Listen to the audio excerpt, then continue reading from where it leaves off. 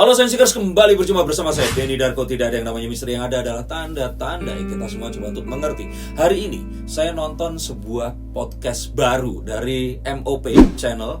Dan sebagai seorang ayah, saya ini terharu, sempat berkaca-kaca dan hampir menitikan air mata. Saya related ke yang dibicarakan oleh dua ayah. Jadi ini podcast dua ayah. Podcast episode 1 dari The Onsu Family Podcast. Yang kalau menurut saya ini membuka mata, membuka wawasan saya. Banyak hal yang terus kemudian masuk ke kepala saya. Dan ini banyak hal yang luar biasa bisa saya ambil. Yang pertama yang terlihat adalah ini Nusantara banget gitu. Bapaknya si Bertrand Peto dan Ruben Onsu. Dan waktu mereka ngobrol ini kebayang bahwa ini mungkin Indonesia tuh harusnya seperti ini. Nah, kenapa begitu? Kita akan langsung bahas satu demi satu. Tapi akhirnya kita akan tahu, oh ternyata ini yang ingin dilakukan oleh Ruben terhadap ibunya selama ini. Nah, nggak pakai lama, kita langsung akan lihat dari kartu yang pertama. Dari podcast itu tadi ada satu hal yang saya petik di sini, dan ini adalah satu hal yang luar biasa yang saya harap anak saya pun akan bisa seperti ini, yaitu Bertrand Peto yang patuh. Ternyata Bertrand Peto ini adalah sosok anak yang patuh, anak yang kalau dikasih tahu oleh ayah Ruben, dia pasti akan melakukan apapun itu. Nggak pakai ngomong talk back atau melakukan sesuatu yang melawan dan sebagainya. Ini benar-benar patuh.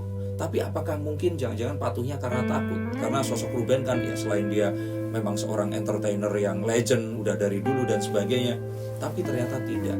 Kepatuhan ini ternyata memang sudah diturunkan oleh opa dan omanya, di mana Bertrand atau Onyo ini hidup dari umur 8 bulan ternyata sampai umur 11 tahun bersama dengan opa omanya ini tadi.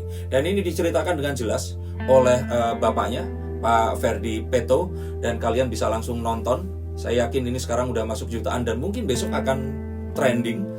Ini eye opener banget, baik yang kalian masih anak-anak, remaja, atau yang sudah menikah, atau yang sudah jadi bapak-bapak seperti saya. Kita akan mendapatkan banyak sekali pelajaran dari konten ini tadi. Kalian harus nonton. Tapi yang jelas di sini ada satu hal yang selama ini juga mengagetkan.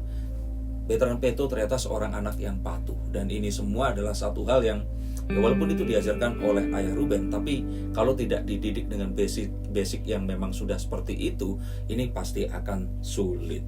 Dan memang kalau kita lihat di sini, semua pengajaran dan asuhan ini datang dari opa oma ya, walaupun ini mereka Onyo ini datang dari keluarga yang memang sudah terpisah. Jadi orang tuanya ini berpisah saat dia umur 11 tahun. Dan terus kemudian yang kita tahu akhirnya dia menyanyi, dan terus kemudian diangkat oleh Ruben Onsu, dan jadi seperti sekarang ini idola Indonesia. Jadi seseorang yang kayaknya semua orang pasti akan tahu tentang Onyo. Bahkan kalau saya bilang di antara kegersangan penyanyi cilik yang terakhir itu saya nonton, Tasya Kamila ya, dan Sherina. Setelah itu kayaknya nggak ada penyanyi cilik lagi. Oke, pertama mungkin orang akan tahu Joshua, terus Agnes Monica dan sebagainya. Ini terus kemudian gone, hilang, nggak tahu ini. Oh, ada Melisa, abang tukang bakso. Ini hilang, terus kemudian tinggal si ya ini tadi Bertrand Peto ini tadi sekarang ini, dan semoga ini membuka pintu yang selanjutnya. Oh, sebelumnya ada Cowboy Junior. Dan ternyata selain patuh, dia ini adalah sosok yang memang menurut, mengikuti apa yang diajarkan oleh opa omanya, dan sampai akhirnya sekarang pun dia bisa melalui ini semua. Saya bilang bukan hanya masalah kepatuhan dan nurut ini saja, bahwa dia akhirnya bisa menyesuaikan dengan lingkungan barunya, tahu diri dia sekarang berada di mana, dan dia mendapatkan apa yang kalau saya kira Ruben memberikan kesempatan, tapi tetap Onyo yang akan melakukan. Kalau dia tidak luar biasa, dia mungkin sudah akan nggak kuat dan akan pulang dengan semua tekanan.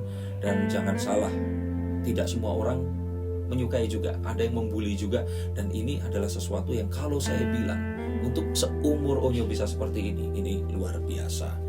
Dan saya lihat lagi di sini ada satu hal positif yang saya juga ingin ajarkan kepada anak saya, adalah ternyata seorang Onyo ini adalah orang yang ringan tangan, mau membantu orang lain. Bahkan Ruben mengatakan sebelum kita meminta, dia itu udah bantu duluan. Ini saya mengalami secara langsung. Waktu datang diminta untuk mengisi acara di rumahnya, melihat dia langsung tanpa ada kamera, dengan semua keramahannya dia, dengan semua kesopanannya dia, dengan semua ini pribadi yang luar biasa. Itu nggak ada kamera nyala. Dan dia sopan sekali untuk anak seumur Onyo ini tadi. Dan ini adalah satu hal yang pengen banget anak saya bisa seperti ini. Sesuatu yang memang luar biasa. Dan ternyata ini dimulai dari sesuatu yang diceritakan juga di konten itu tadi, bahwa Onyo ini ternyata sudah terbiasa membantu opa-omanya sejak kecil. Tidak dipungkiri bahwa anak-anak di NTT sana memang dari kecil itu kalau mereka sudah SD, sudah bisa diberikan tanggung jawab, mereka ini akan membantu orang tuanya. Bahkan kalau boleh saya bilang, memang opa dan omanya ini mendidik Pak Ferdi atau bapaknya Onyo, bapak kandungnya ini tadi, dari kecil untuk berjualan. Dia ceritakan berjualan snack-snack yang dibawa ke sekolah, dan itu dilakukan secara sukarela. Bahkan Onyo pun masih melakukan ini tadi. Jadi tidak ada kesombongan sama sekali. Walaupun mungkin saat itu dia pernah tampil di TV, dia pulang lagi dan terus kemudian dia melakukan ini tadi. Ini satu hal yang kalau saya bilang, ya, ini bukan karena diajarkan oleh Ruben Onsu, tapi memang Ruben Onsu mengambil bibit yang memang sudah baik, dan terus kemudian dia mengajarkan, dan dengan ketabahan dan kemampuannya ini dia bisa survive dengan pengajaran yang saya kira, walaupun Ruben Onsu ini orang yang baik, tapi saya pikir dia orang yang tegas juga. Saya yakin kalau saat dia mendidik Onyo, dia pasti akan lebih tegas dibandingkan dia mungkin bertemu dengan orang yang it's not family for him gitu loh.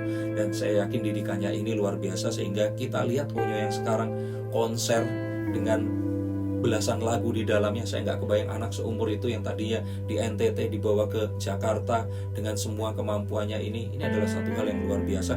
Dan ini memang sudah terdidik sejak dia kecil dulu. Dan ternyata juga dari sini kita baru tahu bahwa ternyata Onyo ini masih menyimpan satu masa yang sulit terhadap masa lalunya. Ruben mengumpamakan itu seperti sebuah luka. Ayah Ruben ini mengatakan bahwa ini tugas Ayah Ruben dan Bunda Wenda ini tadi untuk menutup lukanya ini tadi, merawatnya sehingga tidak akan terluka lagi. Dan ini bukan perkara mudah. Dan dengan semua yang dialami ini tadi, bisa seperti ini. Sekali lagi, Onyo adalah pribadi yang luar biasa. Dan memang apapun ini di usianya dia, saya tahu bahwa usia anak-anak, apalagi laki-laki menjelang remaja ini, banyak sekali pergumulan di dalam batinnya, yang saya pikir ini akan dilalui dengan sukses. Dan seperti ramalan saya sebelumnya, Onyo ini saya pikir akan jadi salah satu legenda vokal, atau mungkin akan jadi multi talenta artis seperti Ayah Ruben. Kita akan tunggu nanti, tapi yang pasti di antara dua itu saya nggak akan meleset.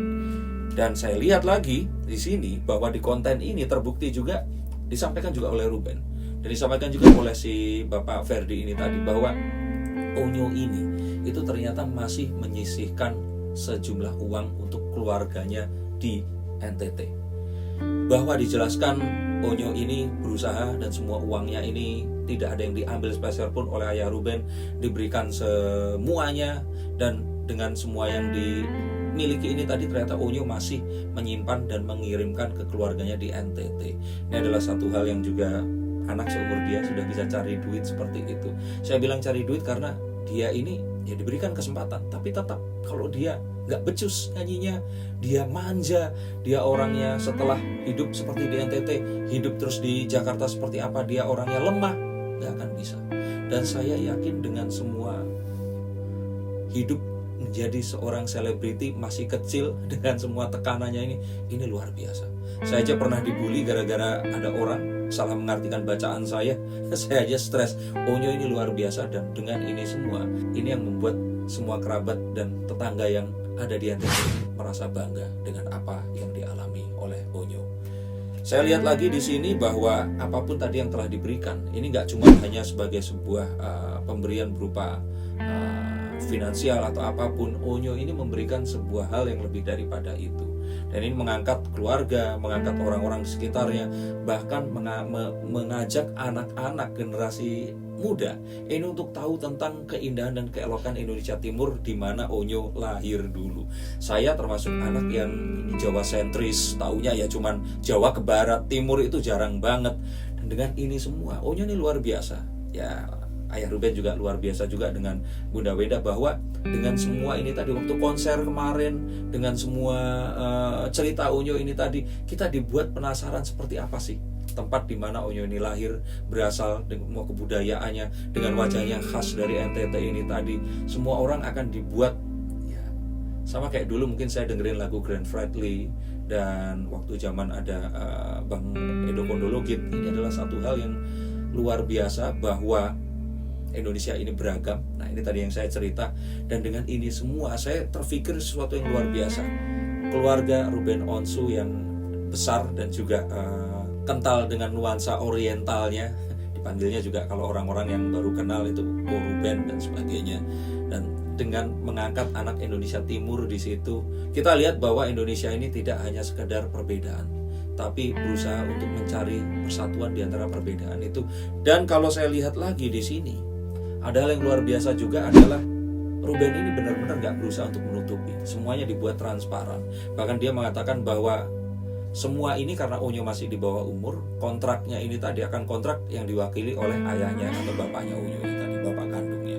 Tapi semuanya ini tercatat dan tidak ada yang ditutupi, sehingga bapaknya Onyo akan tahu penghasilannya ini berapa yang akan ditransfer dan berapa yang akan disimpan Onyo untuk kehidupannya dan karirnya kelak. Sehingga ini memupus semua anggapan bahwa jangan-jangan Ruben ini memanfaatkan Onyo, atau Ruben ini mensapi perahkan Onyo untuk mendapatkan uang. Yang mana mungkin kalau ternyata kalian lahir di atas tahun 2010, 2015, kalian nggak pernah tahu kalau Ruben Onsu ini sejak 1997 sudah berkiprah di TV. Dan kalau di sini saya bilang ini adalah satu hal yang mutualisme dalam artian Onyo tentu saja dibantu oleh Ruben, tapi Ruben juga mendapatkan satu hal yang positif, karena kita akhirnya tahu bahwa Ruben ini is not about just entertainment. Ternyata dia ini adalah seorang yang berhati besar dan punya satu kepedulian sosial saat dia memberikan ini tadi sesuatu yang saya nggak kebayang. Kalau cuma membantu orang, memberikan uang dan sebagainya, dia mengangkat anak dan menyamakan anak ini dengan anak kandungnya. Ini adalah sesuatu yang luar biasa, di mana semua penghasilannya pun masih tidak dipotong dan diberikan secara keseluruhan, bahkan ditunjukkan catatannya dengan jelas. Ini adalah satu hal yang kalau saya belum sampai ke tahap sana, tapi kita semua akan belajar bahwa kebesaran hati untuk seseorang membantu orang lain itu ternyata tidak hanya dibatasi oleh kesamaan fisik, kesamaan etnis, budaya, dan apapun. Dan ketulusan hati itu memang di atas segala-galanya. Dan kita lihat transparan ini tadi akan menjadikan The Onsu nama yang besar, bahwa ternyata dengan semua yang diberikan oleh Ruben ini, kembalinya bukan dari Onyo. Jadi tidak terus kemudian Ruben dan MOP ini memanfaatkan Onyo, tapi dengan kebaikannya Ruben ini, Tuhan sepertinya memberikan semua jalan yang luar biasa, sehingga apapun yang dilakukan ini tetap di jalan yang ke arah menuju sesuatu yang lebih besar. Dan kita akan melihat bahwa ini semua ternyata akan menjadi sebuah pintu masuk dan tonggak bersejarah lahirnya legenda Indonesia, yaitu Bertrand Peto Putra Onsu ini tadi. Dan ini yang paling mengagetkan. Ini satu hal yang memang di konten itu juga ditaruh di paling belakang. Ada satu hal yang ini diceritakan bahwa Onyo ini kan ditinggalkan oleh ibunya. Jadi dari kecil umur 8 bulan ikut opa oma, terus kemudian orang tuanya berpisah, ibunya meninggalkan dan menikah dengan pria yang lain, memiliki anak dari situ. Dan di situ juga kita lihat bahwa masih tersimpan kekecewaan di wajah Bapak Ferdi Peto atau ayah bapak kandungnya si Bertrand ini tadi atau Onyo. Tapi yang luar biasa adalah ada satu momen di mana, dan ini Ruben Onsu juga baru tahu, saat Bertrand Peto bertanya kepada bapaknya ini tadi, "Bapak, kalau seandainya nanti Bertrand atau Onyo ini tadi sukses dan memiliki kesempatan untuk bisa membelikan rumah, apakah Onyo akan diberikan atau dibolehkan untuk merawat ibunya dan adik-adik tirinya?" Tidak ada kebencian sedikit pun, tidak ada rasa ingin bersaing, tidak ada rasa kecewa terhadap ibunya yang mungkin tidak berkesempatan untuk membesarkan dia, dan dia dititipkan ke opa dan omanya. Dan dengan semua kebesaran hati ini, saya nggak kebayang sih kalau anak seusia dia dengan apa yang dia miliki kali ini, Mungkin kalau dulu saya akan lebih selfish, lebih egois, tapi ini sesuatu yang luar biasa. Dan saya pikir sih, ini pasti adalah satu hal yang saya yakin kalian juga memiliki banyak kesamaan. Mungkin ada yang dari lahir dirawat oleh kakeknya, dari lahir orang tuanya kerja ke luar negeri seperti kasus yang terjadi pada KKI. Dan banyak orang-orang yang gak berkesempatan untuk mendapatkan kasih sayang langsung dari kedua orang tuanya karena orang tuanya ini berpisah. Nah, apapun itu, seperti yang disampaikan oleh Ruben juga, ibu kandung adalah ibu kita. Dan apapun itu tidak memupus satu kenyataan bahwa saat kita memuliakan ibu kita, merawat mereka, maka semua keberkahan dan keberkatan itu pasti akan turun kepada kita. Dan dari Onyo ini tadi dan kartu-kartu ini tadi, saya yakin kita akan belajar banyak hal. Dan dari keputusan Onyo yang disampaikan ini tadi, terus kemudian membuka Onsu Family ini, yang saya pikir, jangan-jangan ini settingan, ini dibuat seperti ini. Tapi kalau melihat Onyo dengan semua yang tadi saya sebutkan, patuh, apalagi untuk Gen Z, Generation Z, seperti kalian semua yang lebih muda dari milenial ini, yang saya menyangka kalau kalian semua ini pasti akan dingin sekali dan gak akan patuh sama orang tua. Dia dengan kemauannya untuk bekerja keras, walaupun ya memang anak-anak NTT seperti itu, tapi ini adalah anak NTT yang dibawa ke Jakarta dan dia survive menjadi seorang calon legenda nantinya, dengan semua yang dia miliki ini dan semua hal yang mungkin dia berhak juga iri pada orang-orang yang memiliki orang tua yang lengkap, kebahagiaan yang diberikan oleh ibu kandungnya. Tapi ternyata di endingnya dia tetap mau untuk mengucapkan kata bahwa saat dia nanti sukses, dia akan merawat ibu dan adik tirinya. Dan bahkan dia meminta izin kepada bapaknya, yang mungkin dia tahu bahwa bapaknya masih menyimpan rasa yang mungkin tidak enak, rasa kecewa yang masih mendalam terhadap ibu kandung Bertrand Peto ini tadi. Dan ini adalah satu hal yang luar biasa, satu hal yang gak cuma kalian semua anak-anak atau saya aja yang sudah dewasa seperti ini diajarkan bahwa ternyata memaafkan itu adalah satu hal yang luar biasa yang harus kita tumbuhkan di dalam diri kita. Saya nggak bisa ngomong lebih banyak, silahkan nonton tayangannya, ada di MOP Channel, di salah satu segmen mereka yang baru, yaitu The Onsu Family Podcast. Dan saya yakin setelah ini juga akan diundang ibunya yang akan, ini kayaknya pas saya membuat konten ini, ibunya sedang membuat konten juga dengan, saya tadi lihat di Instagramnya, dengan Bertrand dan dengan Ruben. Dan kita menantikan sekali nilai-nilai apa saja yang akan bisa kita raih dari situ. Terima kasih sudah menonton konten ini. Ini adalah heartwarming konten. Dan kalau kalian ingin dibacakan oleh saya, silahkan kontak nomor di bawah ini. Tapi apapun itu, all the best buat Bertrand Peto Putra Onsu atau Onyo. Dan saya ikut bangga dengan menjadinya saksi kelahiran calon legenda Indonesia di masa depan nanti. Terima kasih, sampai jumpa dan salam.